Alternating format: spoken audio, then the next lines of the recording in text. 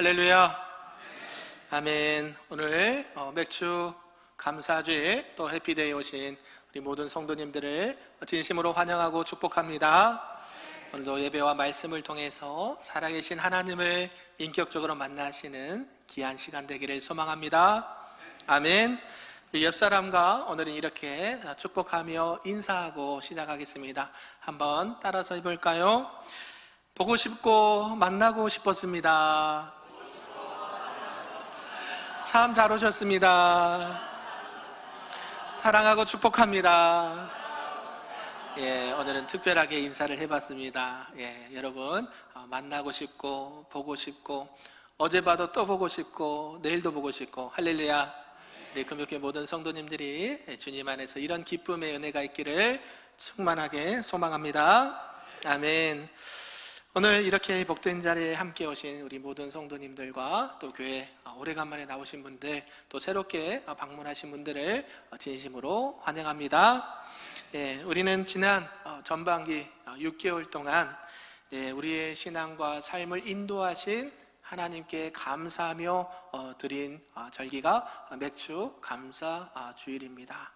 또 우리가 함께 기도하고 또 이렇게 품었던 영혼들, 사랑하는 가족들 초청하는 해피데이로 예배를 드립니다. 여러분, 흔히 감사절 이렇게 초청잔치 이런 걸 생각해 보면 무엇이 생각이 납니까? 그냥 기쁘다, 감사하다 이렇게 끝날 수가 있는데요. 오늘 본문 함께 읽었던 시편 126편의 말씀에 보면 1절에서 3절과 4절에서 6절의 이 반응이 상반된 분위기가 느껴집니다. 1절에서 3절까지 보면 하나님 앞에 감사와 이 감격의 메시지를 했는데 4절에서 보면 다시 우리를 돌려보내소서 이런 반대적인 이야기를 하고 있습니다. 보면 1, 2절에 보니까요, 이스라엘 백성들이 70년 이 바벨론 포로 생활을 끝내고 드디어 꿈의 고향 이 고국으로 돌아오는 때에 그 감격을 표현한 것이 1, 2절의 말씀입니다.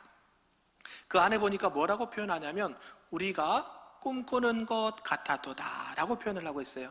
그 말의 뜻은 무슨 뜻일까요? 꿈을 꾸는 것처럼 꿈인지 생신지 정말 큰 은혜와 이 감격이 있었다라는 것을 표현하고 있습니다. 그리고 주변의 이방 나라들조차 이렇게 표현하죠.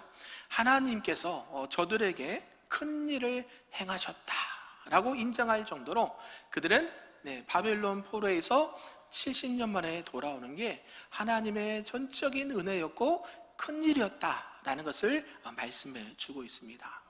그런데 이 4절에 보니까요, 그 기쁨과 감격의 찬송의 소리가 멈추고 뭐라고 하냐면 우리를 돌려보내소서라고 반대의 의견을 이야기하고 있습니다. 왜 이들은 이렇게 이 참담한 마음으로 다시 우리를 돌려보내소서라고 이야기를 하고 있을까요? 그것은 다름이 아니라 꿈에 그리던 고향 땅 예루살렘에 돌아왔는데 그 예루살렘의 고향이 현실이 참담하고 암담했기 때문입니다. 70년간 포로로 끌려갔을 때 이 예루살렘 땅은 버려진 땅이었고요, 잡초가 무성한 이 돌짝밭이 되어버렸다는 것이죠. 그렇게 화려하고 웅장했던 성전은 무너지게 되고 도시와 삶의 터전들은 다 황폐화가 되어버린 그 고향 땅을 바라보니 탄식과 절망의 절규가 나오게 되었다는 것이죠. 구원의 감격도 잠시 이 황막한 이 현실 앞에서 하나님 그냥 우리를 사막으로 돌려보내주소서라고 이야기를 하고 있습니다. 오늘 이 자리에 함께 앉아있는 우리 성도님들의 지난 전반기의 삶은, 신앙은 어떠셨습니까? 저와 여러분은 구원 받으셨습니까? 다시 한번 묻겠습니다. 저와 여러분은 구원 받으셨습니까? 아멘. 그런데 구원 받았는데 우리의 현실은 어떻습니까? 평안할 수도 있는데 대부분의 성도님들은 삶의 현실을 보면 오늘 예루살렘이 무너지고 황폐했던 것처럼 인생의 황폐함을 경험하는 경우가 많다라는 것이죠. 분명히 하나님께서 우리를 구원해 주는 감사한데 현실은 그 기쁨을 나눌 수가 없는 상태가 되어버렸다는 것이죠.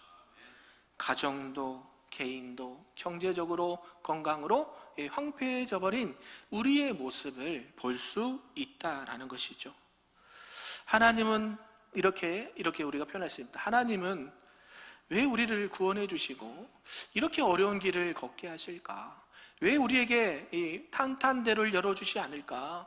왜 형통한 삶을 주시지 않을까? 라고 이렇게 하나님 앞에 고백하는 수도 있습니다. 그렇다면 하나님께서는 왜 이렇게 구원받은 하나님의 백성들을 이런 황폐한 곳에 보내시고 환경을 허락하실까요? 그게 의문이지 않습니까? 저와 여러분들 구원받으셨죠? 기쁘시죠? 현실은요? 그렇지 못할 때가 많은 게 우리 이성으로는 이해가 안 되는 경우가 많다라는 것이죠. 근데 하나님께서는 분명한 목적과 이유가 있다라고 말씀합니다. 우리들이 삶을 살아가는 이 삶의 현장은 사람의 힘과 능력과 지식으로 살아가는 게 아니라 무엇으로 살아가는 거예요? 하나님의 은혜로 살아간다. 할렐루야. 여러분들이 하나님 앞에 은혜 받은 자로서 이 암담한 현실, 참담한 이 예루살렘에 무너지는 이 환경 속에서도 누구를 바라봐라? 여호와 하나님만을 바라봐야 된다라는 것을 말씀하시기 위함이라는 것이죠. 그래서 오직 하나님 한 분만 신뢰하며 너희들의 진짜 믿음의 실력을 기르기 위함이다라는 것입니다. 그래서 오늘 그것을 훈련이라고도 표현하는데요, 이 훈련의 첫걸음, 그것은 바로 막막하고 암담한 현실 앞에서도 뒤로 물러서지 않고 우리에게 요구하시는 것은 뭐냐면 믿음의 대가를 치러야 된다라고 말씀합니다. 우리 첫 번째 대지 한번 읽어볼까요? 시작. 현실의 막막함을 이기는 대가를 지불해야 합니다. 아멘. 우리가 구원받은 백성으로서 이 어려운 척박한 환경 속에서 살아가고 이겨내는 게 뭐냐면 현실의 이 막막함, 이 암담함, 참담함을 이기는 뭐를 지불해요? 대가를 지불해야 된다. 뭔가를 해야 된다라는 것이죠. 우리 5절 말씀 한번 읽어볼까요? 시작. 눈물을 흘리며 씨를 뿌리는 자는 기쁨으로 거두리로다. 아멘. 지금 뭐라고 말씀하십니까? 눈물을 흘리며 무엇을 뿌려라? 씨를 뿌려야 된다라고 말씀합니다. 막막한 현실, 참담한 현실, 이 환경을 이겨내는 것은 무엇인가 봤더니 뭐예요? 눈물의 씨앗을 심으라는 것입니다. 여기서 씨를 뿌린다, 또 눈물이라는 뜻이요, 이게 고대 이 농경사의 아주 절박한 배경을 담고 있습니다. 그냥 눈물 흘리면서 그냥 씨앗 심는구나, 이 정도의 의미가 아니라는 것이죠. 지금 오랜 가뭄 가운데 이 곳간이 비어 있습니다. 그런데 남은 거는 뭐예요? 한 줌의 작은 종자밖에 안 남았어요. 그래서 이 종자 한 씨앗 한 움큼만 남아있는 상황입니다. 이것을 가족들과 함께 먹고 죽느냐, 아니면 이것을 심느냐, 여러분 선택을 할 수가 있습니다. 여러분은 이것을 당장 먹고 나중에 생각할까요? 아니면 지금 굶고 씨앗을 심어야 될까요? 나는 먹겠다. 배고파요. 나는 심겠다. 심어야 돼. 자녀들이 배고프다고 울부짖습니다. 그런데 당장 이 씨앗을 볶아서 먹으면 살 수는 있으나 내년에 먹을 게 있어요, 없어요? 없어요. 오늘 하루 굶지만 내가 이 씨앗을 어떻게 심어요? 당장에 내가 굶지만 눈물로 이것을 심을 때에 결국 내년에 하나님께서는 어떻게 하실 것이다? 신실하신 하나님께서 이 씨앗을 통해서 더 풍성한 열매를 주실 것이다. 아멘. 그래서 눈물의 씨앗을 심을 때에 신실하신 하나님을 바라볼 때에 이런 열매의 기쁨을 누리게 한다는 사실입니다. 믿으십니까? 농부는 피눈물을 흘리며 아이들의 손을 뿌리치면서 거친 들판에 나가서 마른 땅에 그 씨앗을 눈물로 심는다는 것이죠. 이게 눈물의 씨뿌림입니다. 내 형편은 절망을 말하지만 생명을 자라게 하시고 열매를 주실 분은 하나님이시기에 그 하나님의 신실하심을 믿고 나의 가장 소중한 것을 눈물로 씨를 뿌릴 때에 하나님은 기쁨으로 단을 거두게 하실 줄로 믿습니다. 아멘. 구약에 보면요, 열왕기상 17장에 보면 이 사르밧 가부가 나옵니다. 여러분 잘 알고 있죠? 이 사르밧 가부가 이제 그 통에 항아리에 한 움큼 정도 빵을 만들어서 먹을 수 있는 가루가 있었습니다. 그래서 어떤 생각을 했냐면, 자녀가 있었는데 내 아들과 마지막으로 이 가루를 가지고 빵을 만들어서, 음식을 만들어서 먹고 뭐 해야지? 죽어야지. 지금 이 가뭄이 지금 이 사르밧 가부가 있는 게 아니라 온 지역이 가뭄이 들어서 먹을 게 없어요. 지금 오늘 그래도 때가 맞춰서 비가 내리는데 지금 이 상황에서는요, 먹을 게 없는 상황입니다. 그런데 이거 하나 먹고 아이들과 자녀와 죽으려고 생각했던 그 찰나에 누가 나타납니까? 엘리야 선지자가 나타납니다. 이 엘리야 선지자가 그때 참 속이 없었던 것 같아요. 뭐라고 합니까? 여보시오, 그거 나를 먼저 주시오 그래요. 여러분 같으면 먼저 주시겠습니까? 안 주시겠습니까? 무슨 소리 하는 거예요 지금? 그죠? 지금 양심도 없지. 이거 조금 남은 거 뺏어 먹으려고 한다니 상상이 됩니까? 안 되죠. 근데 엘리야 선지자가 뭐라 그래요? 그를 뭐에게? 나에게 먼저 주시오. 여러분은 먼저 주시겠습니까? 우리가 먹겠습니까?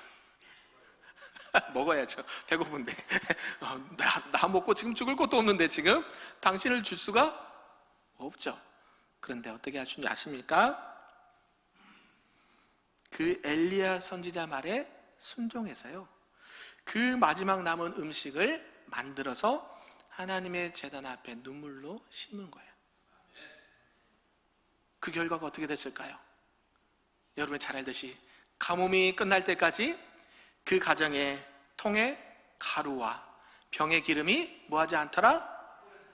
마르지 않더라. 끊어지지 않았더라. 할렐루야. 이 하나님께서 눈물로 심는 자에게 주시는 그 풍성한 열매의 결과라는 것입니다. 이처럼 우리의 신앙은요, 우리의 믿음은 내가 눈물로 씨를 뿌리는 것과 같다라는 거예요. 당장에 보면 나도 먹을 게 없어서 죽을 것 같은데 하나님께서는요, 그 마지막도 달라고 하셔요. 진짜 엘리야가 배고파서 달라 했을까요? 아니죠. 그 여인의 믿음을 보시고 그 여인의 눈물의 씨앗을 원하셨다라는 거예요. 믿으십니까? 사랑하는 성도 여러분, 지난 전반기 동안 여러분들의 신앙과 삶을 한번 뒤돌아봤으면 좋겠습니다. 남들이 모르는 개인의 여러 가지 어려움들도 있을 수 있고, 남들 모르는 눈물을 흘릴 때도 종종 있으셨을 것입니다. 그런데 그 고통과 어려움의 시간들 속에 우리가 지킬 수 있었던 건 무엇이었습니까? 그럼에도 불구하고 예배자를 지키고, 그럼에도 불구하고 기도의 자를 지키고, 그럼에도 불구하고 우리에게 주신 사명의 자를 지킬 때에 눈물로 씨앗을 심었을 때에 어때요? 기쁨으로 단을 거두게 하신 줄로 믿습니다. 여러분, 굶어서 아프신 분 안 계시죠? 옷이 없어서 못 입은 분 안 계시죠? 할렐루야. 누가 하셨어요? 하나님이 우리에게 은혜를 베풀어 주신 줄 믿습니다. 이런 은혜가 있다는 것이죠. 특별히 오늘 이 자리에 초청돼서 오신 또 새롭게 오신 분들도 계신다면, 여러분들의 초청과 여러분들의 영혼으로 해서 우리는 날마다 뭘 했을까요? 눈물로 씨앗을 심었습니다. 할렐루야. 그래서 여러분 저 뒤에 보면 뭐가 있어요? 태신자 명단이 있죠. 저희가 4월 부활주일, 그래서 부활주일과 그 다음 주에서 2차에 걸쳐서 태신자를 작정합니다. 왜 이날 태신자를 작정하신지 아시는 분? 왜? 그때 그냥 행사 때 다 돼서 하면 되지 4월 달부터 이거를 정냐 하신 분이 계실 수 있어요. 왜 그럴까요? 눈물의 씨앗을 심어야 돼요. 할렐루야. 여러분, 씨앗을 심는다고 바로 열매가 자라던가요? 우리 이계현 성도님, 씨앗을 심는데 바로 열매가 자라지 않죠. 뭐가 필요해요? 시간이 필요해요. 시간이. 그래서 여러분들에게 주보에도 올려드리고 뒤에 놓은 게 뭐냐면, 여러분이 볼 때마다 눈물의 씨앗을 심는 거예요. 그러면 어때요? 하나님께서 그 열매를 자라나게 하실 줄로 믿습니다. 예, 그런 의미가 있어요. 부활의 주님을, 그 부활의 생명을 우리가 은혜 받은 자로서 그 은혜를 나만 가져가는 게 아니라 아직도 주님을 알지 못하는 그 영혼들에게 이 생명의 부활의 주님을 전하기 위해서 눈물로 씨앗을 뿌리는 거예요. 그래서 우리 뭐라 그래요? 태신자 그래요. 태신자. 우리 아이도 임신하면 우리 여성분들 몇 개월 동안 뱃속에 있어요? 6개월? 물론 6개월 만에 낳는 아이도 있는데 보통은요 10개월, 40주를 지내야 돼요. 뭐가 필요해요? 시간이 필요해요.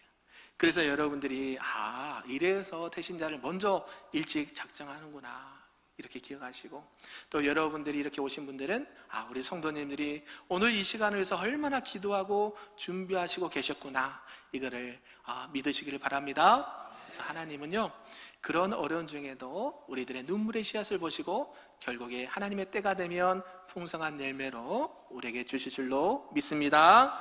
아멘. 오늘 이렇게 농부가 피눈물 흘리며 씨앗을 땅속에 묻었다라고 표현하는데요, 이제 씨앗을 심었다라고 해서 다 되는 것은 아니죠.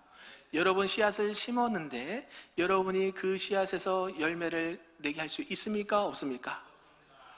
없죠. 그 열매를 자라게 하신 분이 누구신가요? 여호와 하나님이다라는 것을 말씀합니다. 우리 두 번째 대지 한번 읽어볼까요? 시작. 반전을 행하시는 하나님을 신뢰하여야 합니다. 아멘. 우리가 우리 극한 상황 속에서도 눈물로 씨앗을 심었을 때요, 하나님께서는 메마른 땅에 담비를 내려주시고 그 씨앗에서 um이 나고 싹이 태우고 열매를 맺게 하신다라고 말합니다.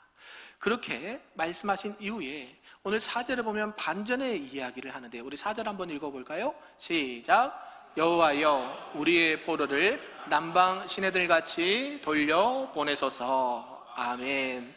지금 눈물로 씨앗을 뿌리고 이렇게 했던 그 구원의 감격 속에 있었음에도 불구하고 여호와여 우리의 포로를 남방 시내들같이 돌려보내소서라고 이야기를 합니다. 여기서 말하는 남방은 어딜까요? 이것은요 이스라엘의 이런 변두리 쪽에 있는 메마른 땅, 네게브 사막 지역을 의미합니다. 여러분 사막에 물이 많습니까? 없습니까? 없어요. 내 힘으로 할 수 있는 게 아무것도 없어요. 메마르고 황폐한 땅이 사막이죠. 내 힘으로는 어찌할 수 없는 곳이 사막입니다. 그래서 여호와의 우리의 포로를 남방 시내들같이 돌려보내소서. 그 척박한 땅이지만 이 가운데 왜 이들이 하나님 앞에 우리를 그쪽으로 보내주소서라고 이야기를 할까요? 그곳에는요 평상시에는 비가 안 오면 이 건조해서 마른 사막과도 같은데, 우리 이 우기가 되면, 이 지역은 우기가 되면 어때요? 오늘 비가 엄청 왔거든요. 새벽에. 이것처럼 비가 한번 쏟아지면 그 사막이 어떻게 돼요? 거대한 강물을 이룬다는 것이죠. 누가 하시는 걸까요? 하나님이 하시는. 사람의 봤을 때는 광야고 사막 같고 아무것도 생명체도 찾아볼 수 없는 그곳에 누가요? 하나님께서 한번 비 한번 왕창 내리시면 그곳이 사막이 아니라 거대한 강물이 된다는 것이죠. 이게 하나님께서 말씀하신 반전의 은혜예요. 우리의 힘으로는 우리의 인생의 메마름을 어찌할 수가 없습니다. 그런데 우리의 그 메마른 심령과 우리 인생 가운데 하나님께서 은혜의 담비, 성령의 담비를 내려주시면 어때요? 우리의 삶은 단숨에 역전된다는 것이죠. 믿으시길 바랍니다. 사무엘상 1장에 보면 당시 한 여인이 나옵니다. 이 여인은 누구일까요?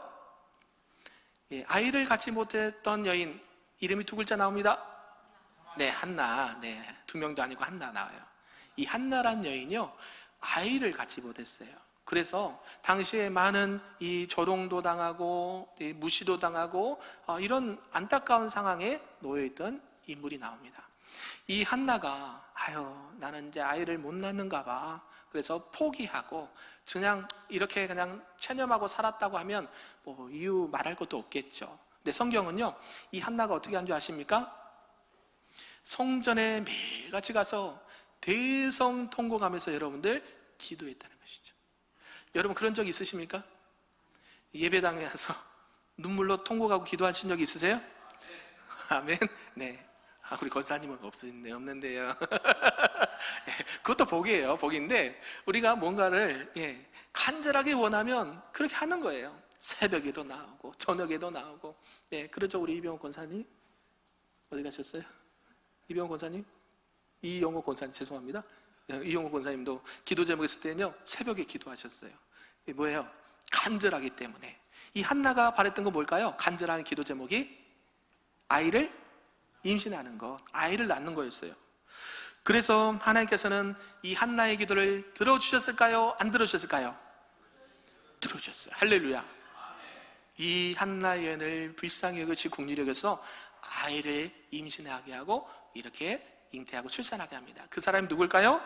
이스라엘의 위대한 지도자 사무엘이 나와요. 사랑하는 성도 여러분, 하나님께서는 그 차디찬 땅속의 씨앗을 깨우듯이 한나의 태를 열어서 이스라엘의 위대한 지도자 사무엘이라는 기쁨의 단을 거두게 하신 줄로 믿습니다. 씨앗을 땅에 묻고 나면 한동안 캄캄한 침묵만 있습니다. 내가 기도하고 내가 전도해도 그 영혼들이, 우리 가족들이 언제 주님께 돌아올까? 그런 절망의 시간, 캄캄한 시간이 있습니다. 그런다고 포기하지 마시기를 바랍니다. 아멘. 여러분들이 포기한다고 해서요 그게 안 되는 게 아니라요, 하나님께서는 여러분의 기도를 어떻게 해요? 들어주세요. 그래서 그 기도가 때가 되면 열매로, 기쁨의 단으로 거두게 하실 줄로 믿습니다. 여러분들이 작정한 영혼들, 오늘 안 와서 이제 안 되는가 보다 포기하지 마시고 여러분들의 가족과 지인들 또 태신자들을 위해서 끊임없이 기도로 눈물의 씨앗을 심을 수 있기를 주님의 이름으로 축복합니다. 아멘. 우리 마지막 세 번째인데요, 이제 보이지 않는 땅 속에서, 이 어둠 속에서도 하나님은 신실하게 일하시기 시작하는데요, 결국 마지막까지 우리에게 이런 열매를 맺게 하시는 분이 하나님이신데 어떤 열매를 우리에게 주시길 원하시는가 말씀하십니다. 우리 세 번째 대지 읽어볼까요? 시작. 영혼 구원의 최고의 열매를 거두게 하십니다. 아멘. 하나님께서는 이제 눈물로 씨앗을 심은 자들에게 뭐를요? 영혼 구원의 열매, 이 최고의 열매를 거두게 하신다라는 것이에요. 우리 본문 6절 말씀인데 한번 크게 읽어볼까요? 시작. 울며 씨를 뿌리러 나가는 자는 반드시 기쁨으로 그 곡식단을 가지고 돌아오리로다. 아멘. 울며 씨를 뿌리러 나가는 자는 어떻게 해요? 반드시. 할렐루야. 열매를 주실 수도 있고 안 주실 수도 있고, 요게 아니에요. 하나님 앞에 기도하면, 하나님 앞에 눈물로 씨앗을 뿌리면 어떻게 해요? 반드시. 아멘. 반드시 거두게 하신다. 이게 영적인 원리예요. 여기서 말하는 기쁨이라는 단어가 나오죠. 화면 띄워주실까요? 6절. 예. 기쁨으로 그 곡식을 단을 가지고 돌아온다. 이 기쁨이요, 그냥 우리가 즐거워서 웃는 이 기쁨을 말하는 게 아니에요. 성경에서 말하는 기쁨은요, 이 아갈리아세이라는 단어가 쓰는데 뭐냐면 온몸이 떨릴 정도로 가슴 깊은 곳에서 나오는 이 압도적인 환희의 기쁨을 말하는 거예요. 그러니까 여러분 이 속에서부터 막 깊이 올라와서 여러분이 기뻐하는 그 환희, 그런 적 있으십니까? 없으세요? 네, 경험하시길 바랍니다. 주님이요, 여러분에게 기쁨을 주시는데 어떻게 해요? 여러분의 이 속에서부터 끌어올라오는 기쁨과 환희가 있다는 거예요. 이게 뭐예요? 오늘 성경이 말하는 기쁨의 단이에요. 누가 주시는 거예요? 하나님으로부터 주시는 거예요. 눈물로 씨를 뿌리는 자의 결말은요, 슬픔이 아니에요, 절망이 아니에요, 낙심이 아니에요, 포기가 아니에요. 뭐예요? 우리 안에서부터 전체적으로 끌어오는 그 기쁨으로 단을 거두게 하십니다. 우리가 잘 알고 있는 누가복음 15장에 보면 이 돌아온 탕자의 비유가 있습니다. 둘째 아들이 아버지도 아직 돌아가시도 전에 유언하기 전에 아버지에게 자기의 유산을 먼저 달라고 합니다. 먼 곳에 가서 그 받은 유산을 가지고 허랑방탕하게 다 써버립니다. 쫄딱 망하고 쫄딱 그지가 돼서 아버지께 돌아옵니다. 이 아버지께 돌아오는데 뭐라고 생각하고 오냐면, 이제 아버지 아들이라고 불리기도 창피하다, 그냥 품꾼의 하나로 써달라고 해야지 라고 아버지께 돌아옵니다. 근데 아버지가 어떻게 한 줄 아십니까? 저 끝에서 아들의 모습을 보면서 어때요? 벗은 발로 아들에게 달려가서 안아주고 입 맞추고 껴안으면서 사랑하는 아들아 잘 왔다라고 환영해 주는 거예요. 우리 하나님의 아버지의 마음은 그렇다는 거예요. 우리 같으면 어땠을까요? 너 돈 가진 거 다 어쨌니? 내 돈 다 어쨌니? 어디다 썼니? 나무라지 않아요. 하나님은 그런 분이세요. 저와 여러분들이 하나님 앞에 부족하고 연약한 거 하나님 물어보지 않으세요. 하나님 앞에 회개하고 돌아오면 하나님 어떻게 하신 줄 아십니까? 여봐라, 이내 아들은 죽었다가 다시 살아온 내 아들이다. 이 아들에게 옷을 입히고 신발을 갈아 끼고 또 손에 가락지를 끼면서 뭐 하자? 잔치하자. 할렐루야. 오늘 무슨 날인 줄 아세요? 잔칫날이에요. 여러분, 잔칫날이에요.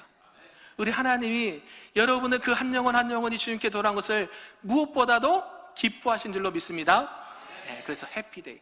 그냥 해피데이가 아니라 하나님께서 주시는 그 천국의 기쁨을 누리는 날이 해피데이라는 거예요. 아들의 죄를 묻지 않고 가장 좋은 옷을 입히고 온 동네에 잔치를 베풀어 주신 것, 잃었던 내 아들이 다시 돌아왔다라고 춤을 추시는 그 아버지의 마음이 우리 하나님 아버지의 마음인 줄로 믿습니다. 사랑하는 성도 여러분, 오늘 맥주 감사주일입니다. 구약의 맥주 감사절의 의미는요, 이스라엘 백성들이 이제 출애굽을 하고 약속의 땅 가나안 땅에 들어가기까지 이 광야 생활 40년을 한 이후에 드디어 약속의 땅, 어디 땅이요? 가나안 땅에 들어가게 됩니다. 이제까지 유목 생활을 하면서 정착하지 못했던 그들이 가나안 땅이라는 이 땅에 정착하면서 처음으로 씨를 뿌려서 수확을 얻은 그 절기가 무슨 절기예요? 맥주 감사주일이에요. 감사절이에요. 그래서 하나님께서 뭐라고 하시냐면 이 절기를 기억하고 지키라 말씀하세요. 왜 그럴까요? 하나님께서는요, 저와 여러분들이 어디에 있어 어떤 상황에서 있었는지를 너무나도 잘 아시는 거예요. 죄와 사망의 법에서 허우적거리고 방황했던 그 영혼들을 하나님께서 광야길을 이끄시고 홍해길을 여시고 광야길을 걸어서 약속의 땅 가나안 땅에 들어가셔서 이제 안정적으로 하나님 안에서 풍성한 생명을 누려라고 약속하신 그 열매가 맥주 감사절이에요. 할렐루야. 신약에 보면요, 이 맥주 감사절이, 맥주절이 뭐로 바뀐 줄 아십니까? 오순절 들어보셨나요? 마가의 다락방에 120명의 성도들이 모여서 함께 기도했더니 뭐가 임해요? 각 심령들 가운데 성령이 임하십니다. 그래서 오순절 성령 강림절 들어보셨나요? 이게 맥주절의 의미예요. 하나님께서는 이 이스라엘 백성들이, 하나님의 백성들이 모여서 신약 시대에 그 성도들의 성령 충만을 통해서 뭐가 시작된 줄 아십니까? 교회가 시작됐어요. 할렐루야. 그 성령의 임하심으로 말미암아 교회의 역사가 시작된 거예요. 저와 여러분들이 교회란 말이죠. 이 맥주절의 의미를 꼭 기억하시면서 교회가 탄생하는 날이 이 날이구나, 우리를 교회로 부르시고 또 세상에 파송받아서 이 교회로서 사명을 주셨구나, 이 감사의 절기를 꼭 기억하시기를 소망합니다. 하나님께서는요, 오늘 우리에게 원하시는 것은 그냥 감사의 어떤 마음과 예물만 바라는 게 아니에요. 뭐라고 하냐면요, 바로 여러분들이 주님께서 기다리시고 기다리시던 그 귀한 한 영혼이라는 것입니다. 믿으시길 바랍니다. 그래서 오랫동안 주님 이렇게 품을 떠났다가 다시 오신 우리 성도님들, 또 오늘 처음 교회에 또 오래간만에 오신 모든 성도님들을 주님의 이름으로 환영합니다. 무엇보다 하나님께서 보시기에 그 무엇과도 바꿀 수 없는 기쁨의 단은 다른 것보다도 그 한 영혼 한 영혼 저와 여러분이 되는 줄로 믿습니다. 아멘. 세상에서 상하고 지친 마음이 있었다라고 한다면 오늘 우리의 생명 되시는 예수 그리스도 품 안에서 참된 평안과 생명과 열매를 누리시기를 주님의 이름으로 축복합니다. 아멘. 말씀을 정리합니다. 하나님께서 우리 교회를 통해서 많은 영혼들을 보내주시고 앞으로도 많이 보내주실 줄로 믿습니다. 그래서 우리 성도님들에게는 책임이 있습니다. 무슨 책임이냐면 그들이 왔을 때에 따뜻한 마음으로 품어주시고 사랑으로 잘 섬겨주시기를 부탁드립니다. 올해 절반 최고의 감사 또 영혼 초청을 마무리하면서 앞으로 후반기 동안에도 하나님께서 우리에게 부어주실 은혜를 또 기대하면서 기도함으로 감사함으로 나아가는 우리 금빛교회 모든 성도님들 되시기를 주님의 이름으로 축복합니다. 아멘.